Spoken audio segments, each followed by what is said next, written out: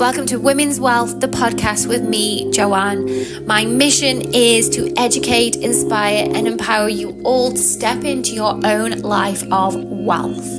That feeling of being so rich in your mind, body, and soul. I'm so happy to have you here. Let's get straight into it.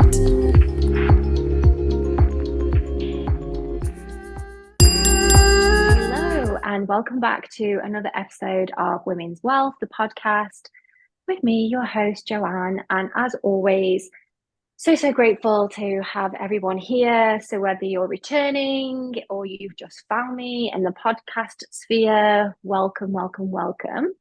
And I have a guest with me today. And this podcast actually fits perfectly with the last podcast that I posted.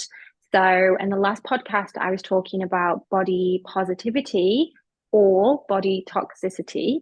So if you haven't listened to that one, go and have another listen, or go and have a listen, or you can listen again if you want to, and then come back and listen to this one, because it's really going to feed in and give an alternative view on the things that I mentioned in my solo podcast last week.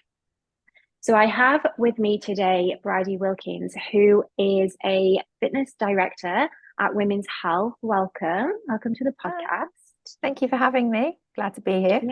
You're welcome. I'm happy to have you here. And I think we should just get straight into it. So when we chatted a few weeks ago, I think we could have spoken for hours and hours and hours. We really should have just recorded that. Yeah, we should have recorded that.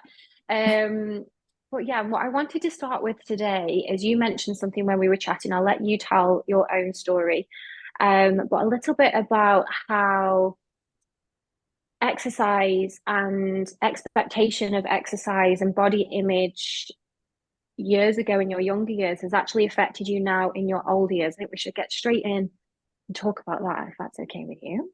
Yeah. So I'll probably get straight into the deep, dark depths of that story, the worst part of my life. I guess I'll actually start with how my sort of relationship with health and fitness began. So my mum was always quite active. She was always quite keen for us to join sports. So I did tennis, I did netball, I did every single type of dance you could think of. Like, I don't know if you're into dance, but ballet, tap, jazz, the usual. Yeah, I dabbled when I was younger as well. Yeah, I feel like everyone did as a child. And then in terms of exercise as opposed to sport, I remember at school, we had this tiny gym. It was, compared to gyms nowadays, it was horrific. But that was always my favorite PE class.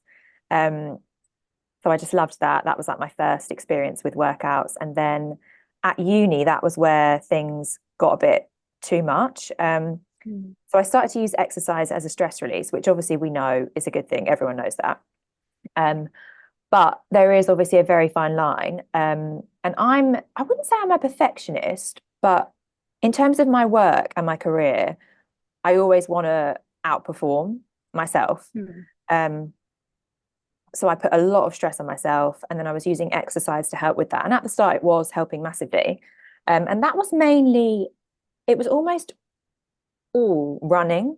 So I would run probably 4 or 5 times a week. And the distances weren't huge. It was about, I'd say, average 3 to 5K on every run. But I had no idea about like pacing or intervals or anything like that. It was just go as fast as I can, as hard as I can. So that happened. And then I was doing that for probably, I'd say that routine I had for about a year. And then I was on holiday with my mum. And I was on a treadmill, and again, I was just running. I never really had a distance in mind. I would just go till I felt like I was going to pass out. And I felt this sharp stabbing pain in my groin, and I was like, oh, what's that? And I physically couldn't finish the run. I couldn't even walk. So I remember I was basically limping back to our hotel room. And I was like, Mum, like something is seriously wrong. But at that point, I was about 20. Yeah, I was still at uni. So I think I was about 20, 21. And my mum and I both just assumed that it was like a groin stretch, because obviously like that's just your go-to. It was in that exact area.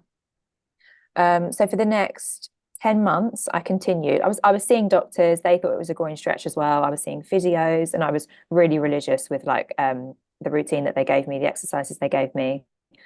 And then after 10 months, I was actually diagnosed with a pelvic stress fracture, which was like so uncommon, which is why it took so long for it to get diagnosed. Because for my age, and like on the surface, I was fit, healthy. But it turned out I actually had osteopenia, which is like the predecessor to osteoporosis, where your bones are really weak. And obviously running is not great for that because you're just constantly pounding them, like the impact on them. And I was sort of doing weight training, but very ad hoc, like probably once a fortnight.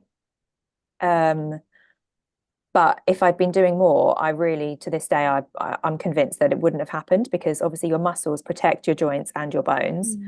So yeah, in terms of the body image question, back to your question about that, it's hard to say whether it was about, I wouldn't say it was necessarily about the way that I looked, the reason that I was exercising so much. But I just, my knowledge, my education around my purpose for exercise and what it did for me was just so poor.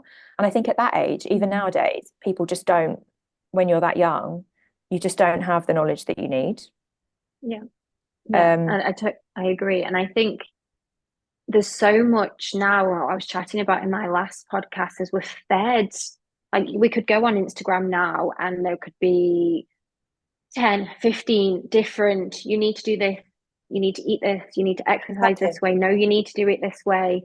And it's kind of an overload again. So they're trying to be all positive, it's health, it's this is the way these things should be done. However, you're a perfect example of, you're doing the right things, but then without the knowledge, without the understanding, it can be quite unsafe, can't it? Yeah, exactly. To your point about being told different things, I think people are often told to do different types of exercise. Like one day we're told HIIT is great for you. The next people are told only do Pilates. But something that I always try and get across in my features for women's health is that it is very individual. Like you need to work out what works for you and stick with that.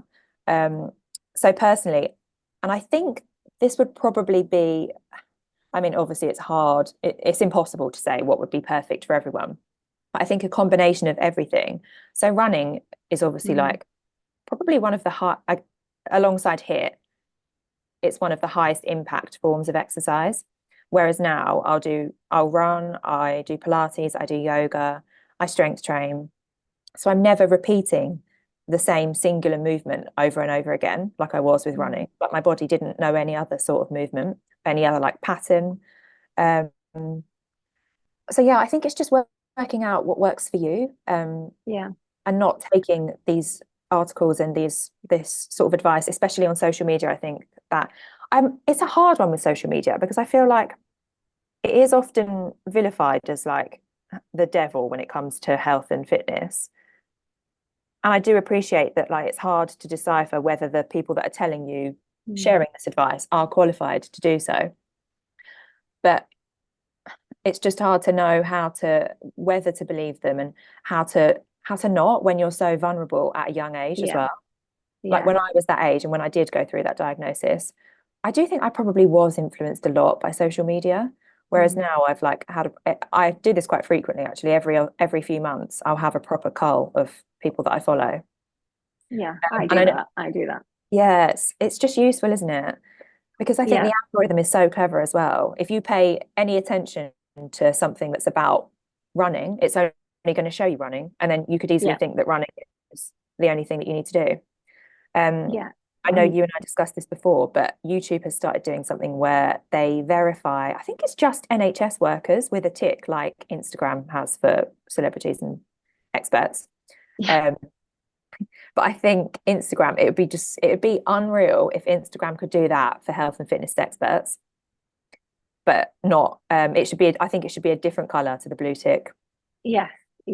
And that would allow people then to just say, right, okay, they know what they're talking about, as in they're qualified, they have a certificate, they've trained, they have the knowledge, or is it just an influencer who...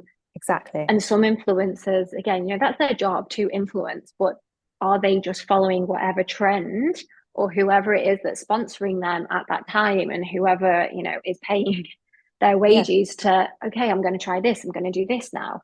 And yeah, that's an amazing idea. You can get that off. If anyone's You and listening I to this should who do works that. at Instagram, yeah, Let's pitch it. just put that Um, out there. what was I going to say? I've forgotten what I was going to say. Oh, influencers as well, something that I think people aren't necessarily aware of, especially when you're younger. Their job is influencing. And if they're fitness influencers, they don't have a full-time job to fit in around their workouts. They can spend every day doing, like, they could do 2-hour workouts every day if they wanted to. They could do it in the middle of the day. So I think when you are younger, even I don't even think you need to be young. I do think a lot of young adults still look at it and think that that's what they should be doing. Yeah, yeah, I Whereas, know I've friends as grown women who follow, and again, this is one call that I had, and it was a few years ago now. You know what? The Only Way is Essex girls, and they were all on these crazy, what did they call it? No carbs before marbs diet. oh yeah, I don't know if you can remember that, but I had yeah. friends who were grown women, older than these women, following Mm, these diets. And, you know, looking at the pictures of these girls on Towie that were, you know, beautiful women, but you can tell that they were edited and mm, everything was out of proportion. And having to say to my friends, like, you do know that's photoshopped, yeah, or like you can see her like really squeezing in her tummy, or you know, she's heavily made up there. These things that they're doing, these, I can't remember one of the diets. I really like maple syrup and water. I was like, of course they're losing weight. Like, they're not actually eating any food. yeah, that's It's crazy. that is what is going to happen.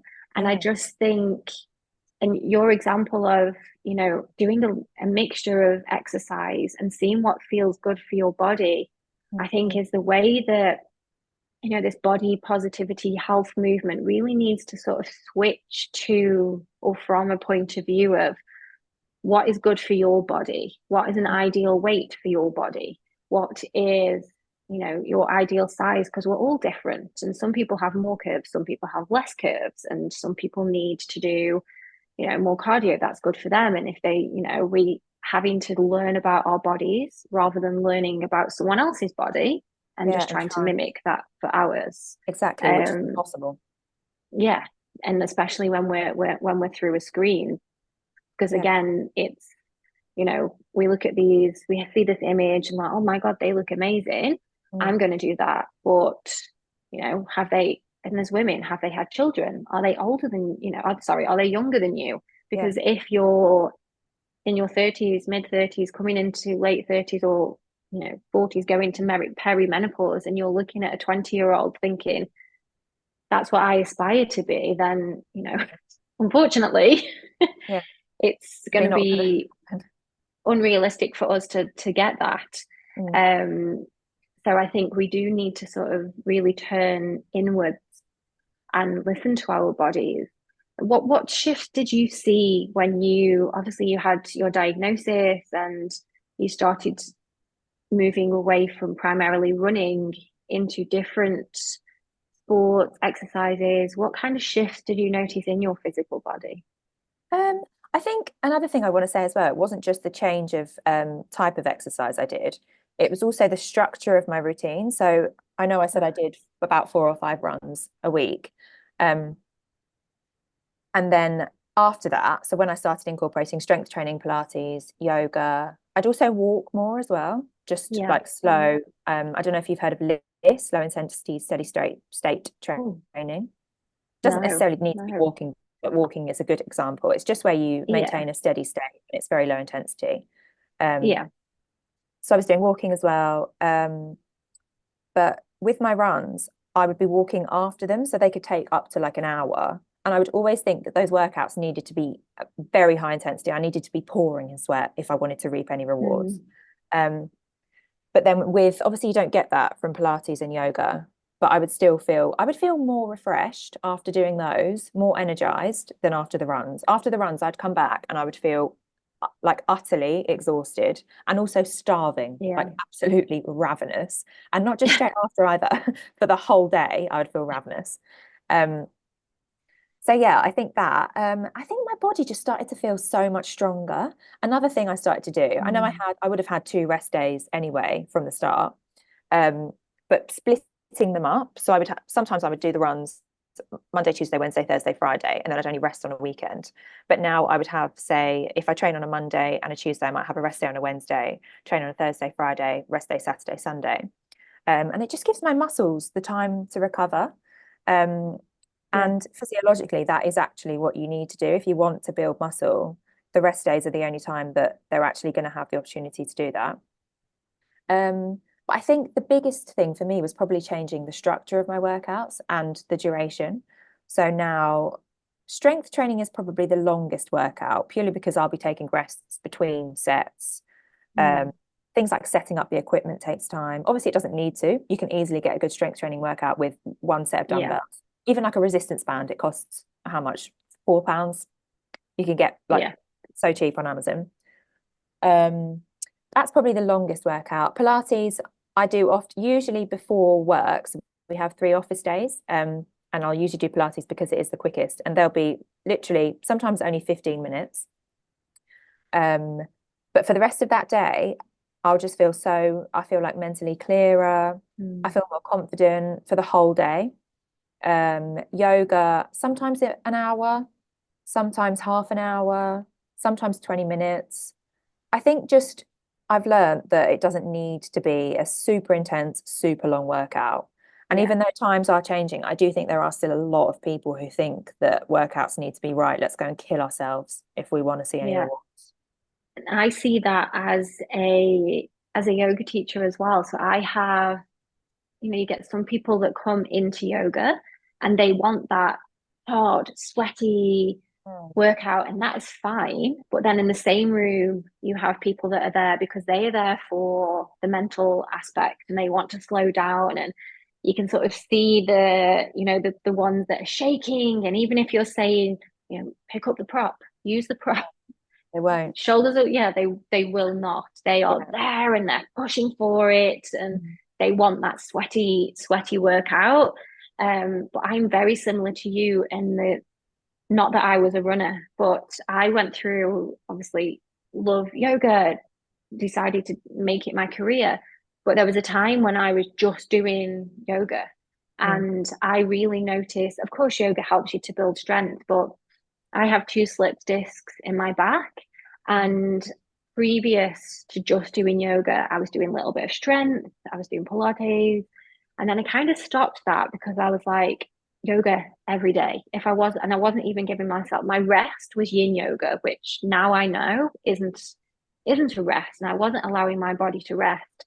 But because I was hitting yoga so much, eventually, after about 6 months of doing that, my pain in my slip disc started again because I was obviously not building toning, using my core in different ways. It was just repetitive, and yoga has its strength there, but then I could feel the difference in my body. And then when I was like, my body was actually just, you need to lift some weight. So I was like, I'm going to lift.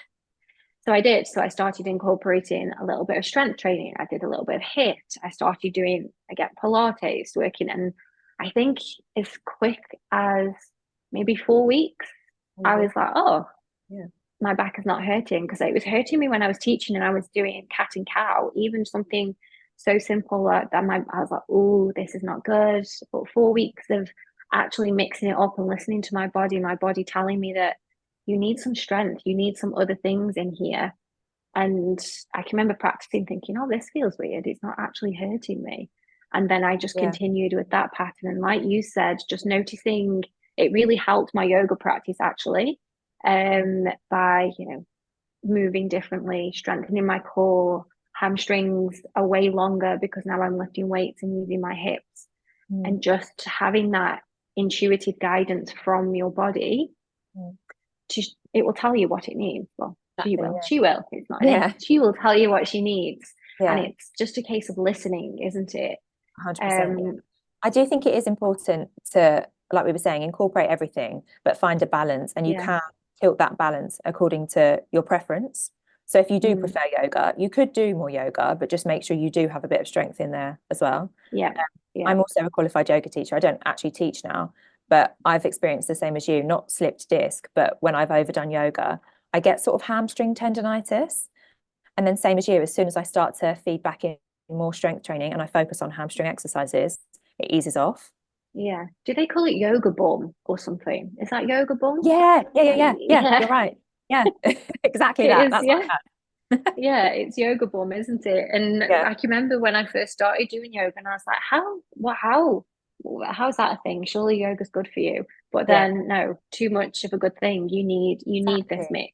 Yeah, I You think a need lot to of mix it people up. think more is more because we're always told exercise is so good for you. So you can't blame people for thinking that more is. Yeah. And we live in a society where bigger, more, everything is emphasized, everything is over the top, and Yeah, we're just used to bigger and better and stronger and longer, and everything has to be exaggerated, I guess. And I think we need to pull that back. yeah. And Something that I want I to say on think, that as well. yeah, Sorry, just to jump in before I'll forget. Otherwise, mentally, I feel like trying to sustain a routine that you might see on social media where someone's training for 2 hours a day, that's not going to help. But that's obviously going to make it worse for you. I actually read a study. I think it was last year it was published, and it just said it was about overtraining and how obviously it can exacerbate mental health problems because it's just impossible and it just adds stress because in the back of your mind, whether you're conscious or not, you're trying to sustain a completely unrealistic, overwhelming routine. I yeah. think that probably happened to me, to be honest. But now in my head, I'm like, 20 minutes is so doable. Like that's not Yeah. going to add that much stress to me. Whereas trying to carve out And an hour, it's not. yeah, and 20 minutes is enough. 20 minutes movement, 30 minutes movement. And again, shifting away from these hour, 2 hour, Yeah, just move, go for a walk. If you're not feeling it on those days, like I speak to women who they will force themselves to do it. Like if I'm not feeling it, I will go for a walk because I know that my body's like, come on, let's just go and exactly. clear your mind. Or I'll take a rest because I know how important that is to let your body absorb everything that you're doing to it. So if you are working out a lot, taking those rest days to allow your body to recover. But again, these are not the kind of things that we see on social media of these influencers sitting down and just watching the TV. Like, don't feel Exactly. guilty for it. Your body needs it. Have a Yeah. lie-in, But also know that go they to, probably do that. They but do they that do, but they just just for don't post something. it. Yeah. Yeah. Yeah, yeah. And that leads nicely as well. We're talking about intuition. I want to talk a little bit about food and diet and Mhm. how, again, just talking everything that was sort of pun intended fed from the internet. And this is what I spoke about in my last podcast that we're told. So I was talking about the but they're called fat influencers. I feel really bad saying it, but that's what they call themselves. And they're following these diets, and I use diet loosely, of, KFC for breakfast, liter ice creams for lunch, and really pushing this narrative of it's okay to be big. So that means it's okay to eat whatever Yeah. you want. And it just really, I think we're going too far that Mm. way. And in the same way as we need to be intuitive with our bodies, we really need to emphasize and promote being intuitive with your food. Yeah. How do you feel about that? How do you go around your healthy diet with your exercise? So I've kind of done the rounds with this as well as with my exercise. So when I was diagnosed with my pelvic stress fracture, as I said, I was at uni. And like most students, I felt like I didn't have the money to eat healthy. So I Mm. literally lived off pasta with salad cream, literally pasta with salad cream. That was it. And then in our halls, we were above a Tesco and they used to sell these granola pots, literally just like, but it was, you know how you think, I thought in my head granola was healthy. Yeah, It was yeah, obviously just same. pure sugar, literally just pure sugar. So honestly, that was all I had, pasta, salad cream and that. And I'd sometimes get like a panini at the canteen. And then it was only really through my job. So I've been in health and fitness journalism for probably about 6 years. And it was only through that that I really started to learn about proper nutrition. I don't feel like at the time of the stress fracture, I wasn't necessarily thinking like, oh, I need to cut out food groups. It was more just the money thing. And even when I left uni and I did get my first job, I was in fashion initially. But again, I wasn't really influenced by like diets or looking a certain way. So that happened. And then as I started to learn through my job, I learned about more nutrition. So like it was all about, I want to nourish my body, I want to give it what it needs. I don't want to cut out food groups. I've never really been on a diet, as in like, let's cut out, say, carbs. So yeah, I've learned that. And then I think learning about macros was probably something big for me. So the split between carbs, Yeah. fat, and protein.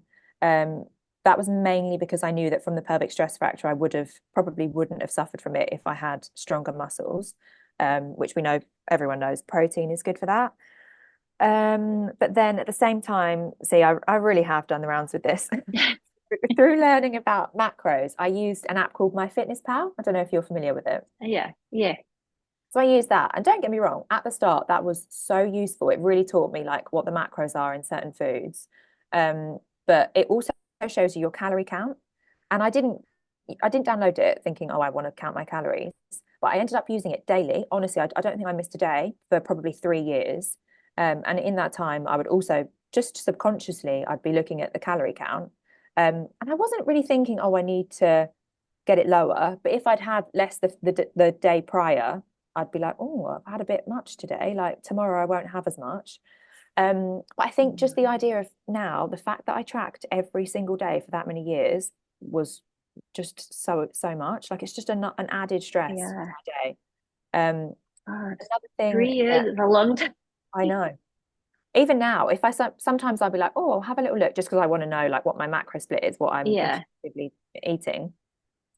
And then sometimes I'll end up, I don't know why, I almost get like hooked on it. I'll end up using it for like 2 weeks and then I'm like, oh, I've done that every day for 2 weeks. But I know now, like that's not Yeah. healthy.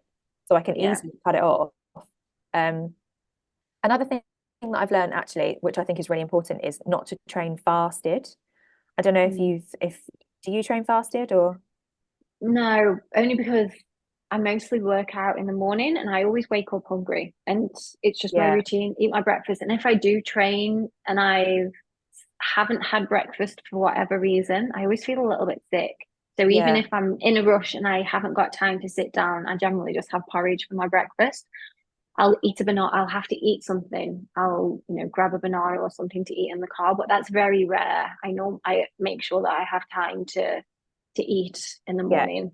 So I wrote an article about the pros and cons of fasted training versus fed state, which is basically just where you've eaten prior to training. Yeah, And again, it is very individual. Like for some people, they might find that eating with a full stomach would make them feel sick, whereas you and I, we would feel sick without having eaten something. yeah, Um, but I think that is probably one of the biggest factors that has helped in making me feel so much fitter and stronger.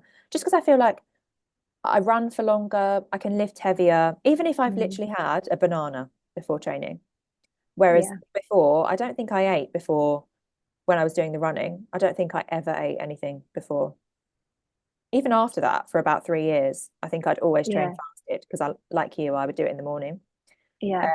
God. And just the thought of I just feel sick. Even thinking about it, it makes I don't know, I haven't have naturally low blood sugar as well. So it makes me lightheaded and I just feel crap. I need to eat. Like yeah, I know some people don't wake up hungry and there's all the different fasting diets. Like I have tried it. Actually, it's funny, the other week I was talking to my friend and she swears by intermittent fasting. I was like, do you know what? I'm gonna try it. I think I lasted about 2 hours and then I was hungry and I was like, I can't do it. I need to eat. And then I can't I don't know if it's I do have quite willpower, so I think it's just that I'm not used to listening to my body. Like when I'm hungry, I'll eat mm, something, and I try not to exactly. eat for the sake of it. Yeah, That kind of not that it's a diet, but if there's something there and I'm not, I'll ask myself, "Are you hungry? Do you need that?" No, I don't need yeah, it, so I don't eat it. And when I'm hungry, exactly. I'll eat it. Yeah. So Also, trying to stop myself is just my brain's like, no, you need to eat. So I can't do it. I can't do yeah, it. exactly.